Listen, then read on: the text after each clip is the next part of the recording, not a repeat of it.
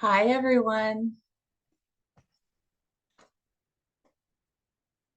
So I want to just welcome you to the Living Well with MS webinar, um, where we're doing series season 5. So we're really pleased to be introducing our new panel style webinar this year, where we're bringing to life the Overcoming MS Handbook, the Roadmap to Good Health, with the help of expert guest speakers and members of the Overcoming MS community. So my name is Heather O'Neil, and I'm a facilitator with Overcoming MS, and I'm a clinical social worker in private practice, joining you from Denver, Colorado in the States. So in today's webinar, we're going to be exploring the theme of physical activity for people living with MS, and we're going to be welcoming Dr. Rob Motl from the University of Chicago and Overcoming MS community members, Francis Loye and Duarte Valente, to the virtual stage. For a panel discussion, we're going to hear about their experiences, sharing tips about physical activity, as well as answering some of your important questions. So before we get started, I'm just going to go over a few things to make the webinar run smoothly. So first thing is you're going to notice that the session is being recorded, and you're going to receive a link via Zoom access to that recording next week. Because this is a Zoom webinar, you will also only be able to see the guest speakers. However, it's still really interactive. And we're going to be doing a Q&A question session. And so you'll see the Q&A tab on your screen. So please do submit your questions, and we will hopefully get to answer them in this next hour. If you do experience any technical problems, it's always good to just go back out and come back in through the link. And it's helpful to be on Chrome browser because it seems to work better. The other thing about questions, just to let you guys know, is please note that our expert guest speakers cannot comment or advise on any individual circumstances. So please do try to keep the questions generalized so that everyone can benefit. We've tried to make the webinar session as accessible as possible, and today we are using subtitles. So you will see at the bottom of your screen, you can turn these on and off by clicking the CC Live transcript option.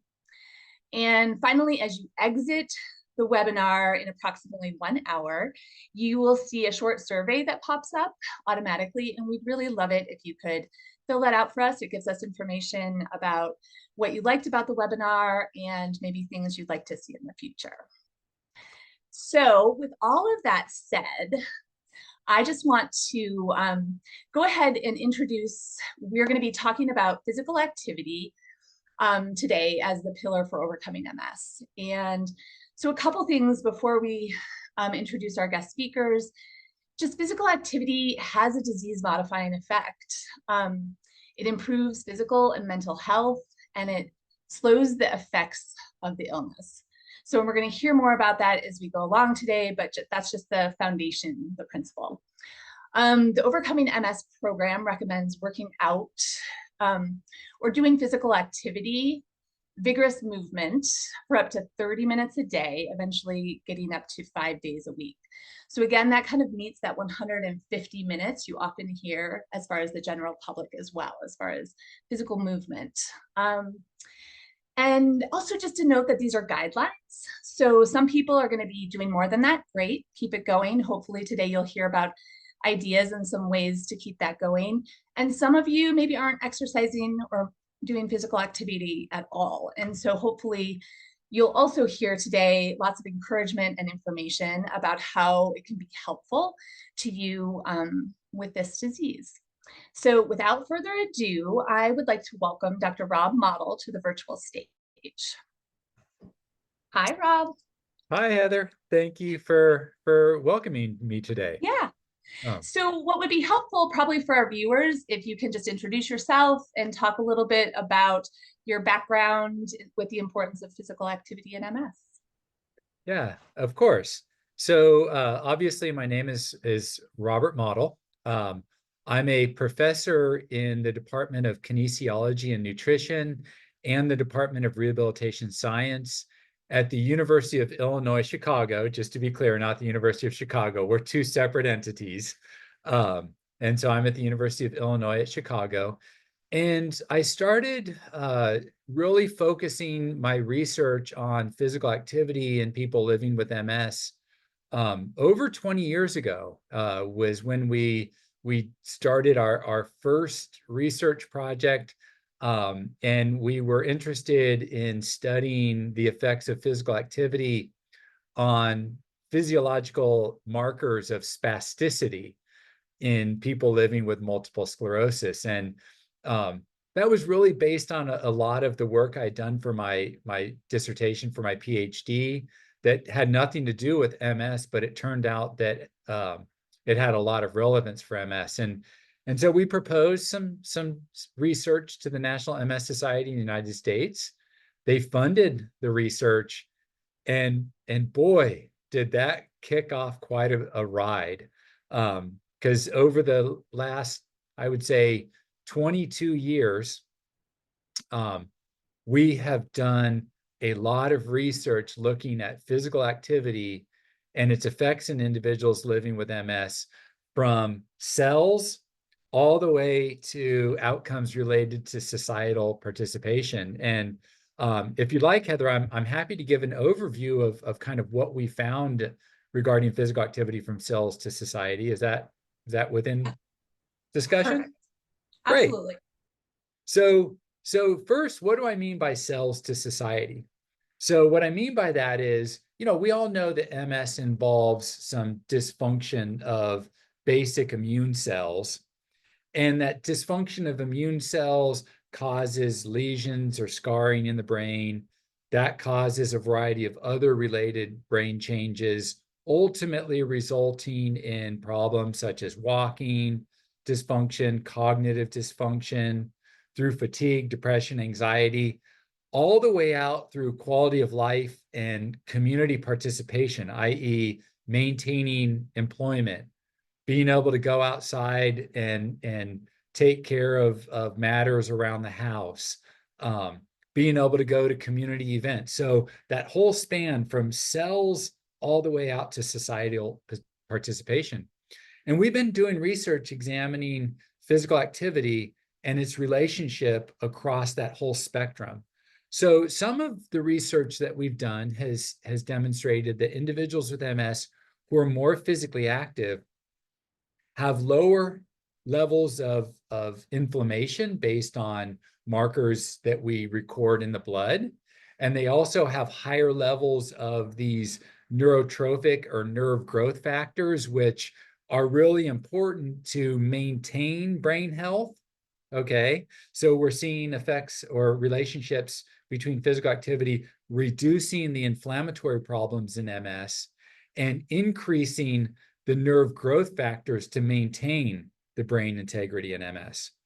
When we move from that to markers of brain health itself, where we look at MRI or we look at optical coherence tomography, where we can look at the nerve cells in the back of the eye, what we see is people with MS who are more physically active have larger gray and white matter volumes overall based on MRI, but they also have larger volumes of specific nuclei in the brain, such as the thalamus or the basal ganglia, or the hippocampus. And why that's so important is because those are areas of the brain that are associated with cognitive processing speed or movement or learning new memory. On top of that, we see that more physically active individuals have better connections between areas of the brain. So for example, they have stronger connection between the frontal cortex, or the area in the front of the brain, and the thalamus. And that's important because it allows for better communication between information that's coming into the brain and has to be processed, and outflow of that information for different tasks. When we move forward from there, we see that physical activity is associated with better cognition. So individuals who are more physically active have better processing speed. They're faster at processing information. They have better learning and memory, so they can take information and store it and later retrieve it better.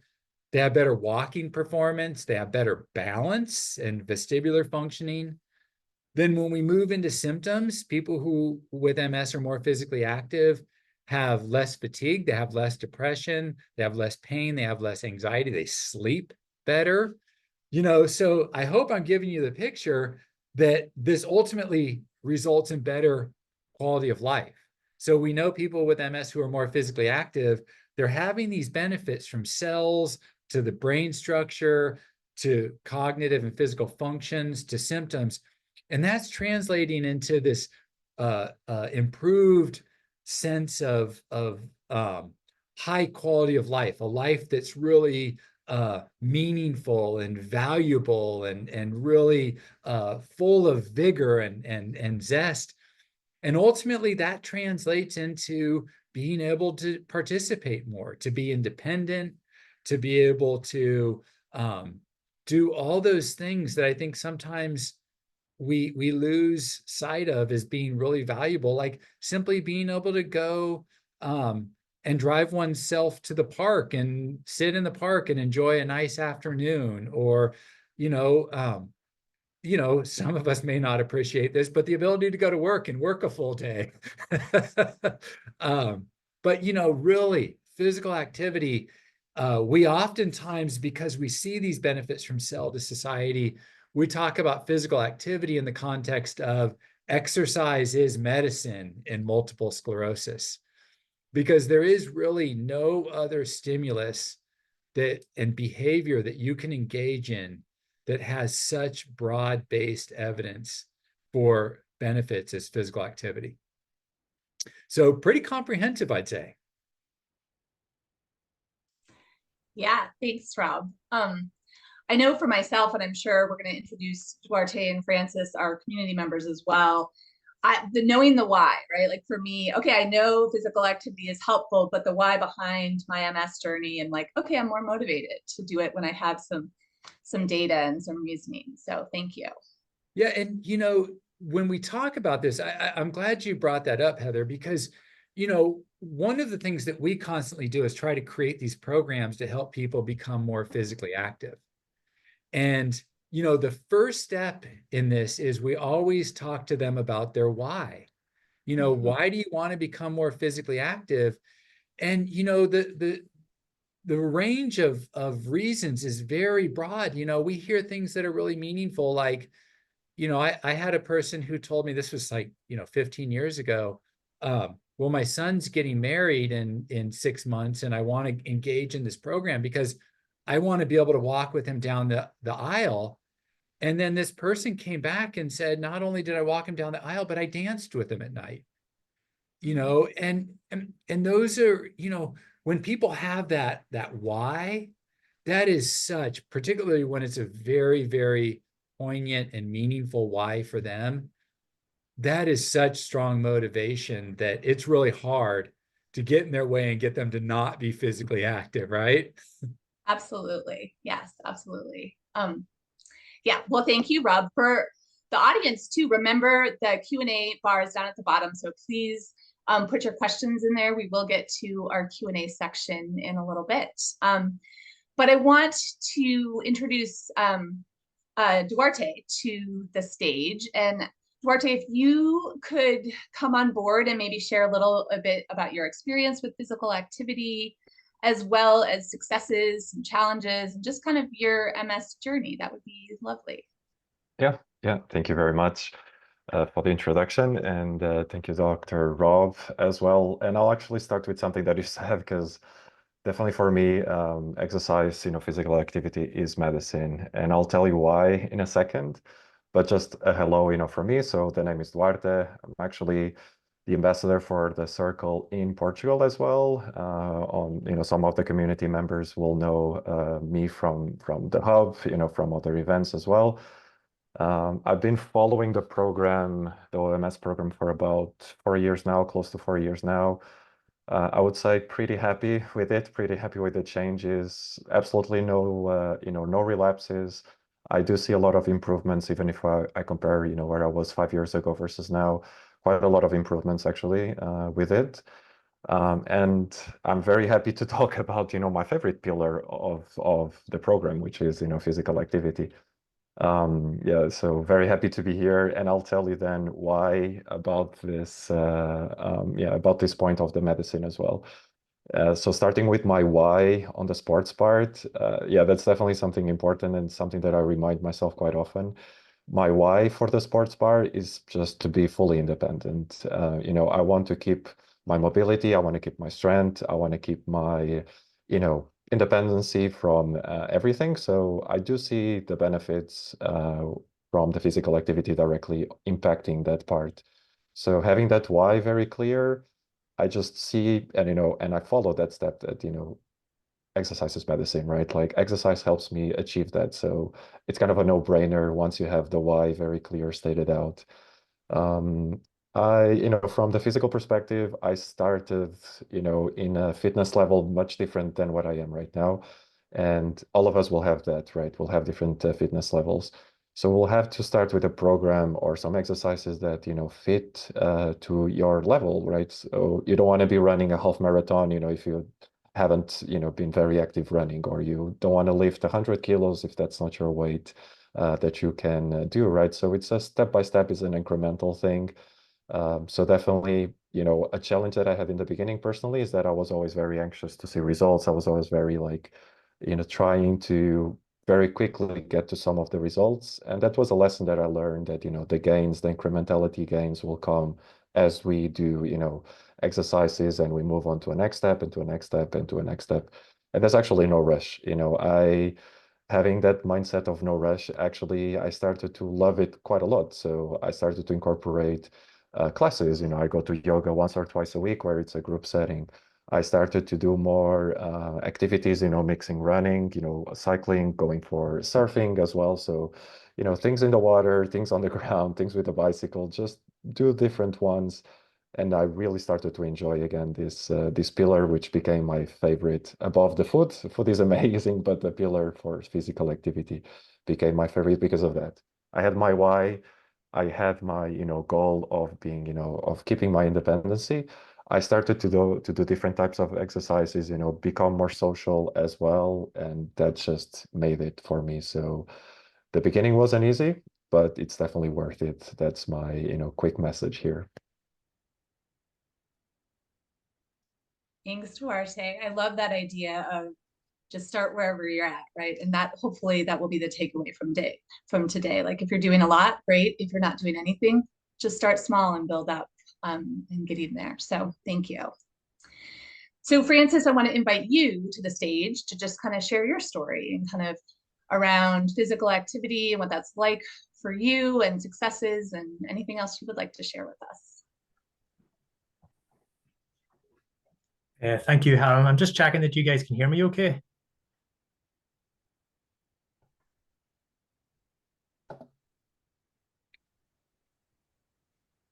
Yeah, is that good? I can hear you. Yeah. Yeah. Sorry, you're on mute then. I couldn't hear you back. Sorry. Just to double check. So yeah, thank you, Helen. And thank you to Duarte, sorry. We crossed paths on the retreat last year, so it's great to see you're back on here again. So just to introduce myself, my name is Francis Loye, and I'm from Northern Ireland. I'm a dad of 3, and I was diagnosed with relapsing remitting MS in 2021. So I wouldn't like to label myself as an athlete, I suppose, but prior to that, I was really physically active, and I did complete 3 endurance Ironman races prior to the diagnosis, and it sort of took a big hit out of the blue for me, if you like, once I was diagnosed. I suppose what Rob spoke about, the why, has resonated with me an awful lot. It was very clear at the very start. The first big why for me was my family. I wanted to be really active with my kids growing up. And then secondary, after I sort of conquered that mindset, it was because sport was such a part of my identity for so long.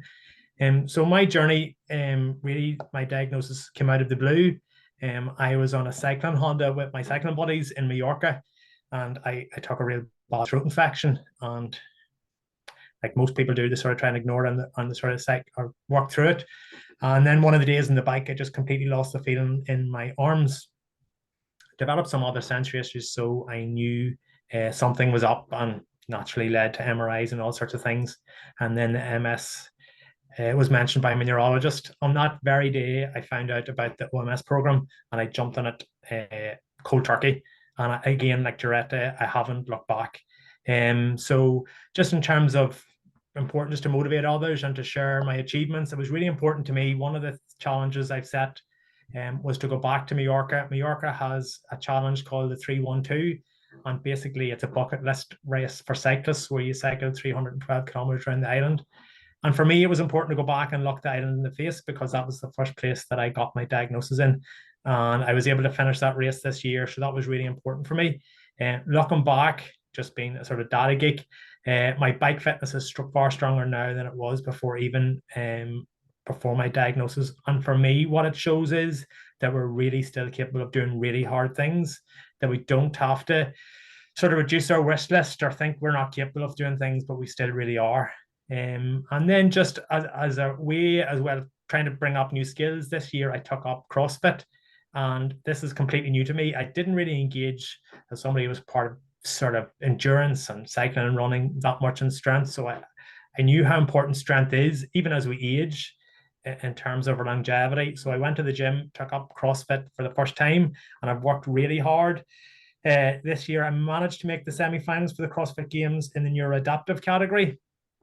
And next month, I'm heading out to Marbella in Spain, and I'm going to give the neuroadaptive category a go there too. And for me, CrossFit has been amazing. It's completely new to me. It puts me completely out of my comfort zone. Last year, I couldn't do one pull-up without a band, and this year I've up to 6, and I'm now trying handstands, push-ups. Quite bad, but I'm trying them. So I really do it out of a wish for neuroplasticity, because we're constantly learning new skills, constantly being challenged in the gym. And again, just showing that we're still really capable of doing hard things, and really just to inspire others and my kids, etc. But one thing I wanted to say is that one blessing of this diagnosis for me has been enabling me to link in with motivating people all over the world who are thriving and really doing really well. And I've made friends with people in the UK. I know I also have been on with Ross, who was lucky enough to be my accountability buddy after we met at the retreat. And we keep each other motivated daily, making sure we go to the gym. Vincent, who I think's on the call from Belgium, another endurance athlete, we link in quite regularly. And what we do is we try to motivate each other and hold each other to account, which I really, really enjoy. And as for the CrossFit in particular, they're a really thriving adaptive community. And I believe it's really motivating where you see people with other conditions. It doesn't have to be neuro conditions, but we've adaptive athletes who's really overcoming all sorts of obstacles in their life. And for me, that's really, really inspiring and motivating. And for me, I always feel that I feel better every day after I train. So that's just a wee bit about me and my journey. Thanks, Francis. That's pretty inspiring just in and of itself that you're doing all those things. So thank you for sharing. I love that idea about, sometimes I call it in the States, the accountability partner, like showing up for someone, like I want to do these things. I want to, accomplish this goal physically, and then having someone check in with us and being like, hey, did you do that? Are you on track for that? Like, how can I help you? That kind of thing. So thank you. I want to just invite, before we're going to move into the Q&A portion of this, but I wanted to see if there was anything, Francis, Duarte, or Rob, if you wanted to say, based on what you've heard from the three of you so far. Is there anything that you wanted to mention before we dive into the questions? Yeah, can I make a couple of comments? Yeah. Yeah, listening to Duarte and Francis is really, you guys are really inspiring. And it really, I think, lends a lot of credibility to everything that we've discussed so far. And I just want to make a couple of comments. Francis, your comment about I started being physically active because of my family, I think, that's one of the top reasons that we hear people say, I'm being physically active because I want to be able to go out in the driveway and in the States shoot baskets with my kids, right? I don't want to have to sit on the sidelines while they're growing up. And so I think, that really reaches the heart of many people who have MS. And one of the things that Duarte mentioned, and I didn't bring this up, but I think, it's really important. We published a paper, about 10 years ago, looking at the safety of physical activity in people with multiple sclerosis. And one of the things that we focused on was relapse rates, because there was this idea that maybe being more active would cause disease activity and relapse rates to go up. But surprisingly, what we found in this really big synthesis of the literature is that relapse rates actually went down by 25% in those who were exercising versus those who are not exercising. And that was the same magnitude as many of the common disease-modifying therapies at the time. Now, this isn't a recommendation to go off disease-modifying therapies and use exercise, but it just shows that exercise has an effect on relapses, which is, I think, Duarte, something that you mentioned as a very big benefit to you is you're not seeing disease activity since you started to exercise on top of the other medication management programs that you've been doing. So I really just wanted to emphasize those 2 points because I think they're really good ones. Yeah, absolutely. Duarte, Francis, anything you wanted to add before we jump into questions? Yeah, sort of a follow-up question, actually, kind of for Dr. Rob. Was there any particular exercise or, just exercising actually that would, have an impact on relapse? That's a great question. The data, none of these studies were specifically designed to understand modalities of exercise that might be more or less beneficial to relapse rates.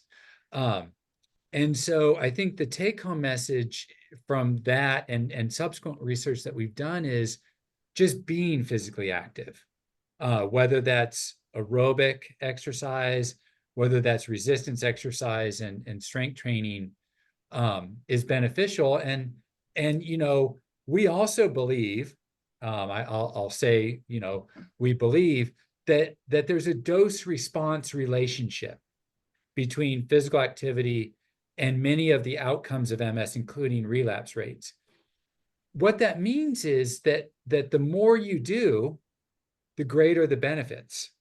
Now, that's not asking someone who's doing nothing to jump up to doing 2 hours of exercise a day, 7 days a week. What that means is even the least active individuals can begin to experience benefits by doing just a little bit more. So this idea of a dose response suggests that all people with MS can do a little bit more than they're currently doing to achieve the benefits of physical activity. And that as you get those, as you add a little bit more, you continue to experience benefits. So, Duarte, I think the simple answer is there's not a specific do this exercise, it will have this effect, but rather being physically active, engaging in a variety of types of physical activity, whether that's exercise, whether it's sports, whether it's doing chores around the house, gardening. I mean, I love it when people tell me they garden as their form of physical activity because they're outside, they're doing something. Those are all beneficial for people with MS. Nice. Great. Thank you. Heather, if you don't mind, I was just going to say something. Yeah. I just encourage people to dream big. I suppose, I know, personally speaking, at the start, I lost an awful lot of confidence in those very early days when you hear those words mentioned to you for the very first time out of the blue. And your mates might be thinking of going on a cycling holiday and you're thinking, really, should I book that? That's 6 months away. What way am I going to be in 6 months? And you have to work so hard in mindset and have some confidence in yourself. As Rob says, you start small, but those marginal gains all add up over time. So not for a million miles did I think 3 years ago when I got diagnosed that I was going to be doing the 3-1-2. But if you have it in your head that we're capable of still hard things, which we all are, and hard is different to each one of us, and we all have to be on that journey, but we have to find our own hard, if you like, and aspire to be the best we can. But because we've this label, it doesn't mean we can't do it. And I think that's a really important message for everybody on the call to hear, just to dream big and to challenge ourselves. And we're incredibly strong as a community to motivate each other to do the best we can. Yeah, I love that, Francis. And when I first got diagnosed, I was a skier and I quit skiing because I had difficulty in my feet and legs. And over the last 2 years, I was just like, why did I quit skiing? I don't need to quit skiing. I can ski again. And it's been lovely. And so, yeah, like, don't diminish that, like, you can't do something, like, keep trying. So I love it. Heather, Okay, well, yeah. can we address a couple of questions that are in the Q&A? Because I think that there I'm are going to pull up the Q&A right now, and I'm going to go through the questions. Is there one you want to try to answer first? I'm going to. Yeah, there's a related theme that I think is a really important theme brought up by a few people. Okay. And it's along the lines of, I'm going to read this one, but I think it's related to others. It's inspiring to hear of the guests' achievements, but it's not possible for all MSers to run or walk. And on a related one, it's really impressive to hear these stories. But what about someone who's been in a very impaired state of mobility rather than kind of high-performing athletes? And I think they're very important questions. And there was an earlier question, are the benefits of physical activity independent of disability status, right? Right. And so what we see is that being physically active has these benefits from cell to society across the spectrum of disability. When you go from people who have, what looks to be like no MS at all the way up to individuals who are, in a wheelchair or other kind of mobility related device on wheels. So we see this benefit across the spectrum. And, I think it's important to talk about those who are more impaired in other forms of exercise. So, walking and running are not what all people can do. And, interestingly, one of the first and probably one of the best studies that's ever been done on exercise and MS involved a bicycle. And it involved a Schwinn Aerodyne, which is a bicycle that you pedal with your legs and move with your arms at the same time. It's kind of like CrossFit, but it's not the same thing as CrossFit. And it has a fan on it. And the reason why I'm bringing this up is because the fan on it is blowing air on people to keep them cool. And the arms and the legs are there because some people who have weaker legs might have stronger arms, so they can compensate a little bit by using their arms. And you're in a seated position, so you're not having to get up and navigate in the world and run the risk of tripping, slipping, falling, and injuring yourself. And so, going back to something as simple as riding a stationary bike actually was the first evidence from a randomized controlled trial published in archives of or annals of neurology for the benefits of exercise training in people with MS. So there are a lot of other things that can be done. And, we've been doing a lot of programs for people who are in a wheelchair or, don't really have good ambulatory function, so they get around in like a scooter. And we've been developing programs that involve using their arms as a form of cycling. So getting kind of one of these desktop bikes and pedaling it, but also getting things like cans of vegetables or what have you. It doesn't have to be complicated, and going through a variety of different exercises that they can do to increase their physical activity levels. And when we do these sorts of things, we see people begin to regain their strength. And as they regain their strength, they're more able to get out of their chair and move around and not be as fatigued. But it takes time. It doesn't happen overnight. It takes time, and it's something that we have to work on. So I want to make sure that people realize that we're not just talking about the upper spectrum of mobility. We're not just talking about elite athletes. This is something that benefits everybody with MS, and anybody can start a physical activity program and reap benefits, is my opinion. And there are data behind that. This might piggyback that. There's a question in the Q&A. My fatigue means that any minor activity, even typing or writing or trying to walk around my house, results in heaviness in my limbs. Is there any way of exercising that doesn't exacerbate that? Could it be a wall that I hit and then have to gradually overcome? I have young children, so might not be able to stay to hear the response because I'm in the UK and need to put them to bed. Many things. So maybe we can try to answer that one. And that could be Rob, that could be somebody else if you feel. Yeah, I think you know, I'll respond, but before I do, I'd like to hear Duarte or Francis talk about how they've managed fatigue in the context of their you know, regimens for exercise and physical activity. Yeah, sure. Actually, I think that's probably the best thing you can do to avoid fatigue. That what works for me the best is actually to exercise. It does feel a bit weird, you know, something that you're spending energy on, or, you know, something that you're, you know, wasting your calories on. It's what prevents, you know, fatigue from happening in the first place. I do feel that, you know, if I go, I had an injury earlier this year on my left knee. I couldn't run, so I was trying to do other types of exercises, but never, you know, was getting my heart rate so up as running does. And during that recovery time, I was actually feeling more tired, you know, more fatigued, because I thought at the time, and, you know, then later with the exercise kind of proved it, that I just couldn't exercise. So, you know, I was feeling more tired. It is tough at times, and it kind of, you need to motivate yourself or push yourself a little bit.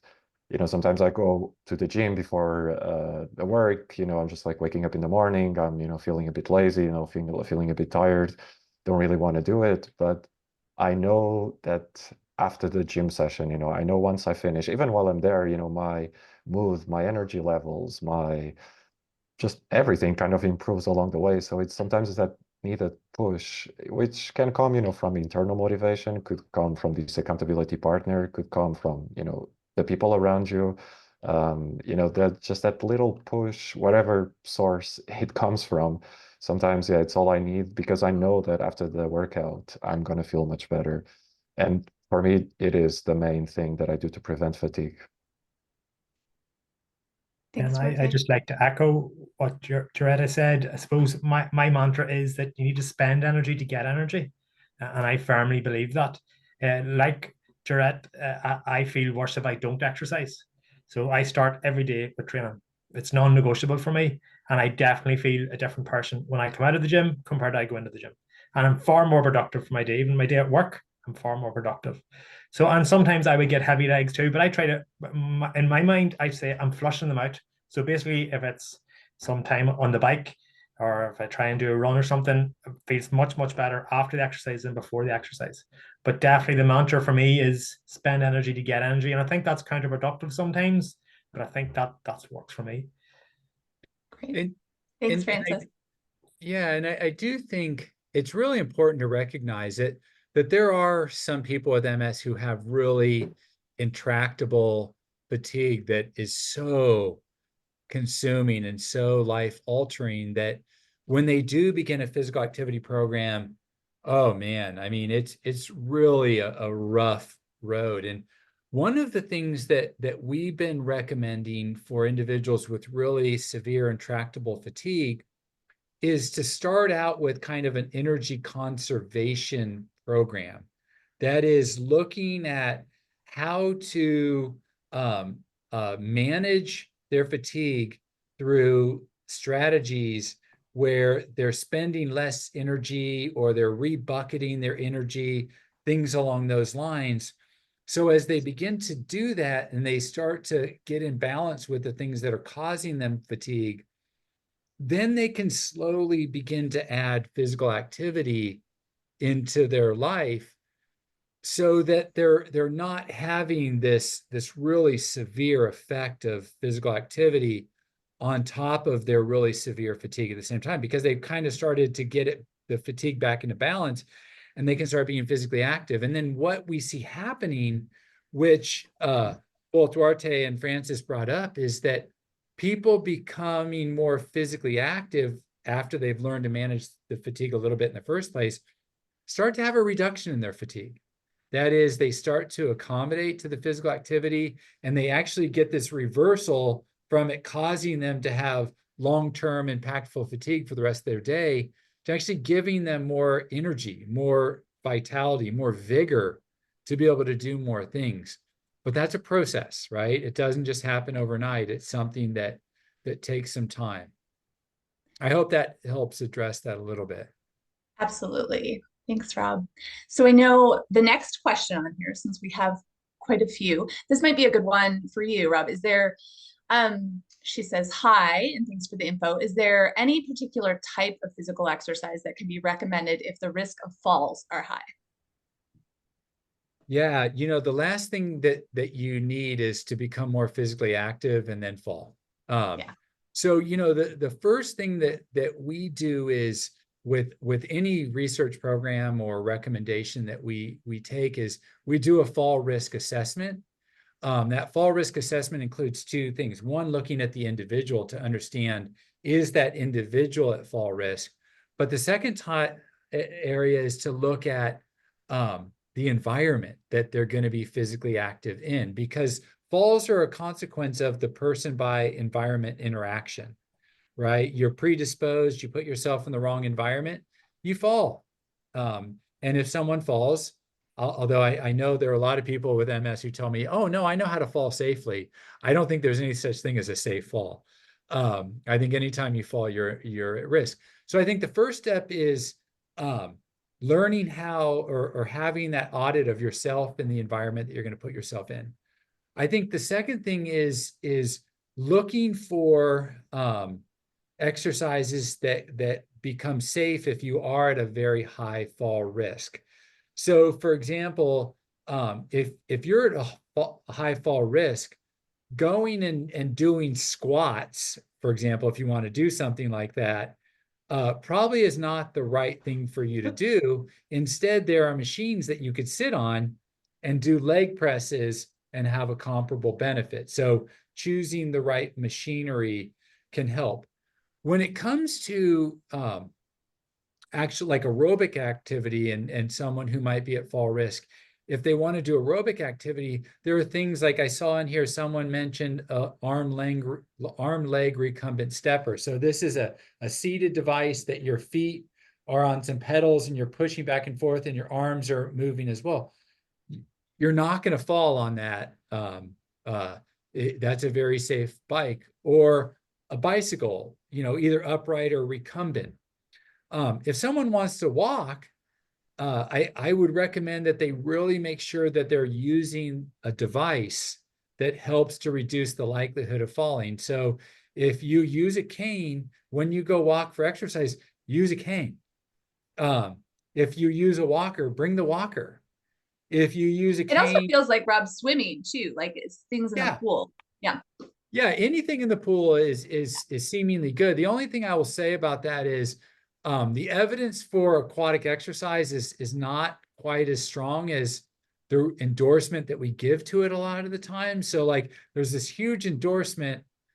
The evidence is a little bit lagging behind it compared to other things like walking or cycling. But when you go move, use your device, bring someone else with you to hold on to. I mean, what a great way to combine friendship and social interaction with physical activity, right? Bring a friend, hold on to, and go to safe places. If your neighborhood has ruts and roots and undulations, probably not the safest place in the world to walk.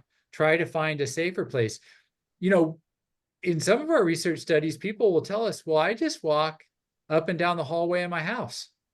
And the benefit to that is I have walls that I can lean up against and push up against, or I walk back and forth along the back of my couch because I know that there's something there for me to grab onto when I get tired and I need to sit down and take a break. So, there's a 1.5 million ideas that people can come up with, and it's just being clever and being smart and not putting yourself at undue risk. That's the last thing we need people to do. I'm wondering, Rob, you mentioned the swimming piece. This next question asks, what do we know about the types of exercise that play the largest role in preventing MS symptoms from progressing?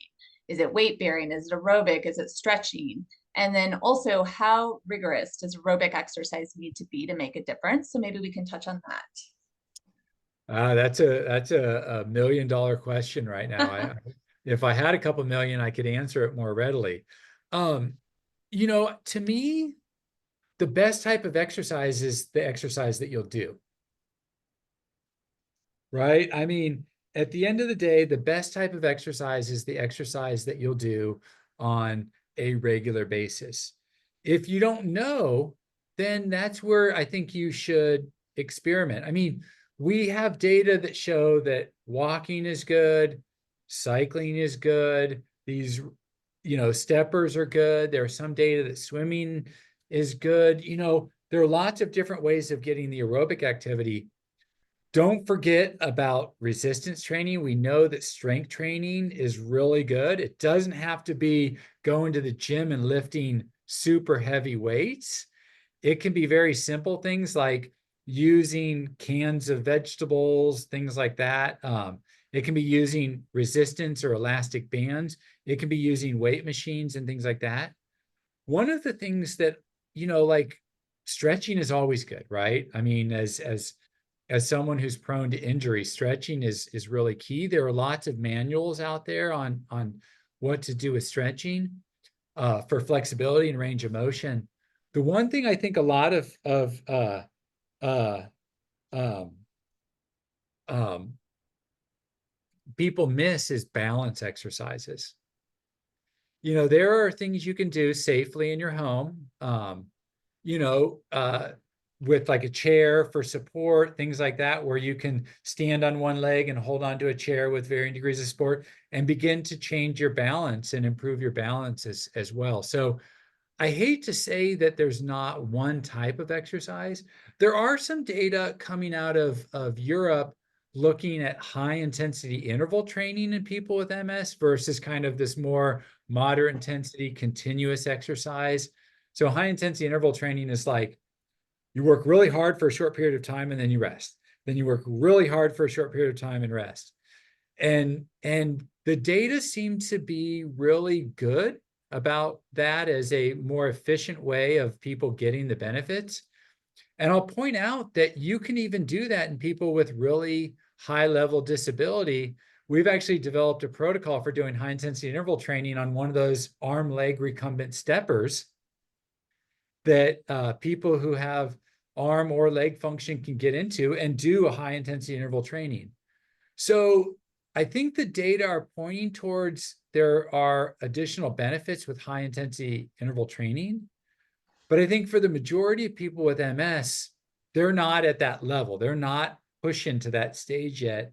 They're at the lower level. So just being a little bit more physically active as part of everyday life and moving up the spectrum towards that is really the desired goal. I hope that answers the question. Yeah, absolutely. This next question on there, will physical activity develop muscles that may have been wasted by effects of MS? So ask that a question again, I'm sorry. So it sounds like, will physical activity be wasted, by the effects of MS? So I don't think that the effects of physical activity will be wasted by, the progression of MS. I think people with MS are always fighting the progression of the disease through a number of different approaches for treatment, whether that's through their neurologist or through psychological mental health services. Because, we know that MS is a disease where people decline over time. Physical activity slows that decline. We actually published a study. It wasn't a long period of time where we followed people over a 3-year period of time. And we looked at those who were physically active before this 3-year period of time and those who were not physically active. And in those who were physical activity, their disease didn't progress, it stayed flat. But in those who were inactive at the initial starting point, their disease slowly progressed over time, which is typical of multiple sclerosis. So I think physical activity actually slows or stops the progression of disease, with a very far and large margin. Perfect. Thank you. Duarte and Francis, this might be one that you guys could chime in on. What advice would you give to people who struggle to start or maintain an exercise routine due to mobility issues or fatigue? And we've kind of, talked about the fatigue one, but you guys have ideas or thoughts on that? Do you want to take it, Francis? You can share some thoughts as well. Yeah. Well, I would just say, I suppose, as Rob said, find something that you can do, and it doesn't have to necessarily mean going to the gym. As just trying to be creative in your own home. Even it might be just stretching and yoga at the very, very start, and try to build small steps. Like I always speak about the marginal gains, being able to build that by 1%. And if you're building even 1% every week, that all adds up over time. And for some people, it's just the unknown. It's like, an into community in a gym can be quite daunting. I know that, but if you can find a friend that will go with you, or an accountability partner, someone with MS or doesn't have MS, like I went into that gym, and to be honest, I spoke about this as the retreat. I had a very difficult time disclosing I had MS because I didn't think people needed to know. It wasn't part of what the identity was. But through time, I've evolved, and I suppose I've become more transparent, and that's why I sort of got myself involved in the adaptive category of the MS of CrossFit. And there's so many people with varying, so there, within that category, there's people who have minor, moderate, and quite major disability, but each one of those is actually doing the best what they can with their level of ability. And some of it's actually really, really incredible. So yeah, if you're looking some inspiration, I would say have a wee look at that, because you can see people with all levels of disability just trying their best. But my advice is to start small and build, and just try your best and enjoy it. That's the most important thing. For me, I love exercise and I love training, so that's a blessing. So you have to enjoy what you're doing. So it helps if it doesn't feel like a chore, if you like, and that's where something like an accountability body might help. Duarte, I don't know if you have anything like to add. Yeah, no, it was yeah, very similar points to what I wanted to say. Just to add a couple of things on the inspiration, there's quite a lot of nice resources that OMS has put together, and even more on the LiveWell Hub too. And you see, stories directly from people, right? So it's always a bit more personal. Somebody in the community that says, I started, doing exercise XYZ. I'm not a runner. I hate running. So I started with the bicycle. Or I'm not, a cyclist. I started, going for classes, group classes or individual classes. So you always would need to find like an exercise or a sport that you feel, good doing it. Same thing with food, right? The healthiest vegetable is the one that you eat. So, it's the same thing with exercise. But one thing that you mentioned, and I think it's really crucial, it's the creativity part, right? So you can do very simple things. If you take out the trash don't take the elevator, take the stairs, right? Sometimes you have a trash bin right in front of your house. Sometimes it's around the corner, maybe take a few extra steps and go around the corner and drop the trash there. There's little things you can incorporate. I wouldn't necessarily call them physical activity or exercise, but it will help, with that step count at the end of the day, or it will help, even get your mind, into a new path, right? Walk a dog in a different direction, see where it goes from there. But yeah, those little things that you might need to start with, but at some point, after trying out different sports, after trying out, different modalities, it's solo, is it in group setting? I think at some point you will start to narrow down your options and say, hey, I really like going to the gym, or I really like, exercising in a static bicycle at home, or, I love, going for a walk, medium pace, listening to a podcast, just get creative. Like at some point you'll find something that you really, really enjoy. And once you have that, 2-3 exercises that you do, or 2-3 different routines that you like doing, just keep up, I think it was mentioned earlier, those gains will always happen. So, if you do 5 minutes today, 6 minutes tomorrow is great, like 7 minutes the day after is great. So, start building up. Don't compare yourself. That's really important. Like Francis and myself, we're talking here from a lucky position, so to speak, that we can, exercise. We don't even remember that we have MS, most of the days, like it's just there in the background. So don't compare yourself, right? These stories and these perspectives that we share are meant to inspire, not to create anything else, right? So hopefully they will generate some ideas, hopefully they will, open some doors to you. And as Francis said in the beginning, keep up, right? There's a very inspiring community all around. If you feel a bit demotivated, lack of ideas, ask, speak with people. That can bring a lot. And who knows, you might start a friendship, you might start having an accountability partner. Those are really good things that will help you, build up on the physical activity. Thanks, you guys. That's helpful. So we have about 5 more minutes. We've got lots of questions left. We're going to try to get in as many of those as we can for the next 4 minutes. But there is one question where we answered the first part. But the second question is there also such a thing as too much exercise causing a negative impact for MS? So Rob, is that something you can answer? So,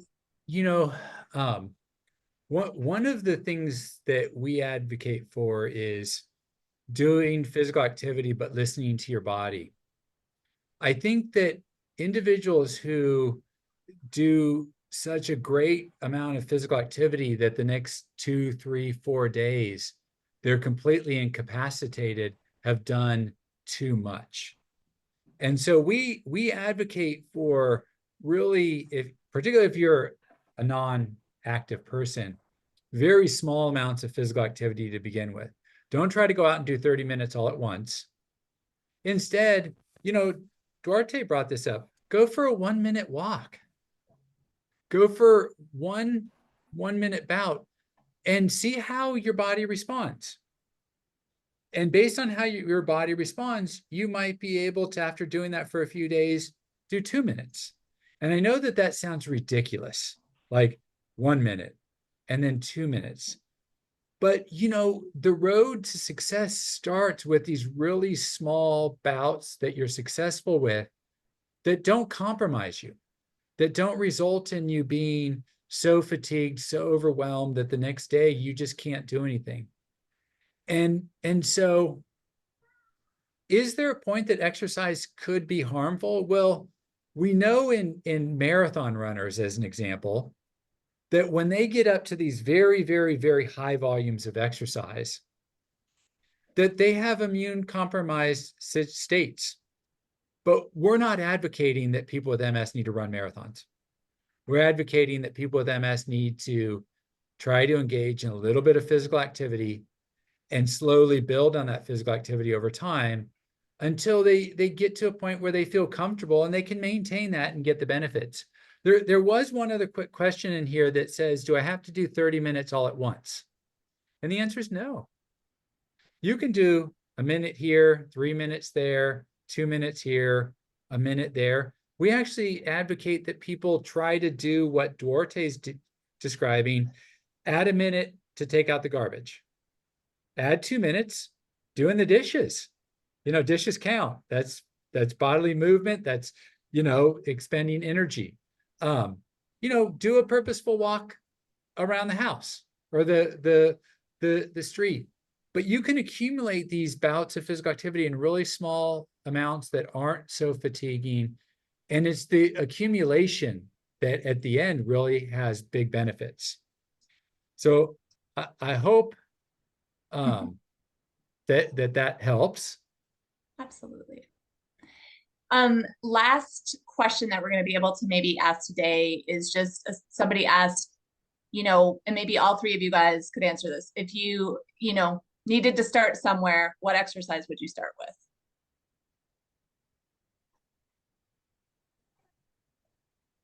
I think one of our attendees said it best. The healthiest vegetable is one you eat. The best exercise is one you do. Yeah. So I think, the issue is if you know what you like, go do what you like. If you don't know what you like, then try a variety of different things until you find one that, really kind of works for you, resonates with you. My kids used to always tell me, Dad, stop riding the bike and start doing the stair stepper. You need more benefits from exercise that you're not getting from the bike. I hate the stair stepper.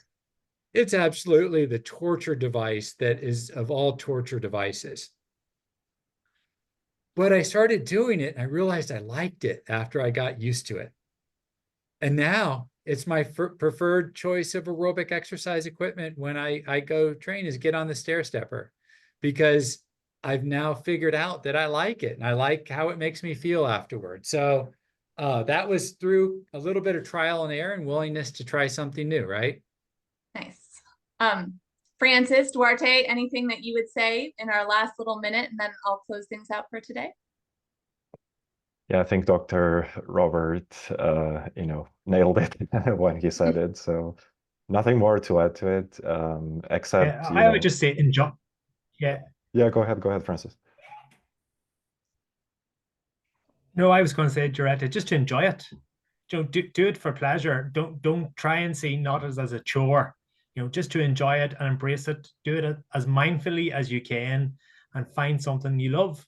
You mightn't enjoy the first thing that you try. Go and try something different. Be creative. We all face obstacles at different times, but I think if we can be sort of solution focused and just explore new things and cross new paths with people, I think you will find something you enjoy. And it doesn't have to be anything massive or big, but just something you enjoy doing. And I think it really helps if you have somebody with you on that journey. So if you can try use the platforms or somebody in your local circle to sort of link in with and create that wee bit of an accountability body with you, I think that will help. Well, thanks, you guys. We're at the end of all this and it did fly by, and there are more questions. Hopefully, I was looking through and we kind of seemed to answer a bulk of the things. So I hope that you got what you wanted today. So just a couple points for me as we close out. Again, you'll receive a link to access the recording of this webinar next week. Please do remember to try to fill out the survey. That gives us good information. And then finally, our next webinar will be on October 20th.